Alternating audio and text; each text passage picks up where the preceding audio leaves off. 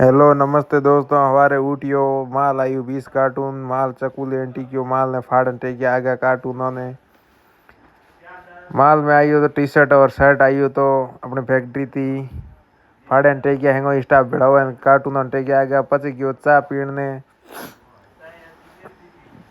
Good morning, कैसे हो आप सब लोग? कमेंट करके ज़रूर बताना। स्वागत है मेरे व्लॉग में।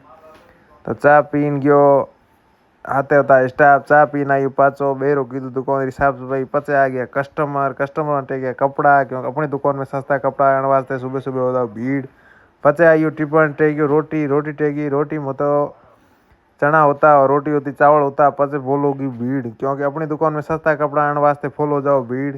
कस्टमर ने दिया कपड़ा और हूँ तो टी स्टॉप में टी स्टॉप हूँ टी स्टोर स्टाफ मारने वास्ते टी स्टॉप में खड़ो रिया करूँ ज़्यादातर। और लेडीज कस्टमर भी है जेंट्स भी है बस टेगी हाथ ने रोटी टेगन टेगी बेरो पूरा माल सेट क्योंकि दिन पूरा कस्टमर बिखेरे जो हाथ ने माल सेट करना पड़े ओ पूरू विखेरुड़ पड़ो है पूरू कीधु माल सेट और देख सको की कर लगे मारो व्लॉग लाइक सब्सक्राइब कर जो और पसंद आओ तो कमेंट दबा टेक जो।